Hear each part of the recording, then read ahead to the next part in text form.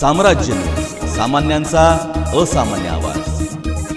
Solapur railway विभागीय कार्यालयामध्ये देशव्यापी पेन्शन अदालत संपन्न। रेल मंत्रालय भारत सरकारच्या उत्तम प्रशासनाचा भाग म्हणून व्हर्च्युअल व प्रत्यक्ष पेन्शन अदालतचे दिनांक 17 मे रोजी सकाळी 11:30 वाजता सेवानिवृत्त कर्मचाऱ्यांच्या आणि परिवार पेन्शनरच्या तक्रारी निवारण करण्यासाठी देशव्यापी पेन्शन अदालतचे आयोजन करण्यात आले होते। या अदालतचे आयोजन करण्याचे मुख्य उद्देश पेन्शनधारकाच्या तक्रारीचे शासनाच्या वर्तमान निर्देशानुसार तत्परते निराकरण करणे हा आहे। या व्हर्च्युअल व प्रत्यक्ष पेन्शन अदालतमध्ये सेवानिवृत्त कर्मचारी संघटनाचे प्रतिनिधी, सेवानिवृत्त कर्मचारी आणि परिवार यांनी भाग घेतला होता। या कार्यक्रमाचे प्रास्ताविक सहाय्यक कार्मिक अधिकारी एस.एल. खोत यांनी केले व वरिष्ठ मंडल कार्मिक अधिकारी जी.पी. भगत यांनी पेन्शन अदालतचे महत्त्व व तक्रारीचे निराकरण करण्याच्या प्रशासनाच्या कार्यप्रणालीविषयी माहिती दिली। मंडल रेल प्रबंधक नीरज कुमार धोरे यांनी पेन्शनधारकांना असेही सूचित केले की त्यांनी पेन्शन अदालतची वाट न पाहता त्यांच्या तक्रारी कधीही कार्यालयीन वेळेत सादर करू शकता आणि नियमानुसार त्यांच्या तक्रारीचे निराकरण करून त्यांना वेळेत उत्तर दिले जाईल। तसेच वरिष्ठ मंडल वित्त प्रबंधक विवेक हाके, सहाय्यक मंडल वित्त प्रबंधक विशाल देवके, मंगेश कुलकर्णी यांनी पण वेतन संबंधी व पेन्शन पे ऑर्डर संबंधित तक्रारीचे निवारण केले।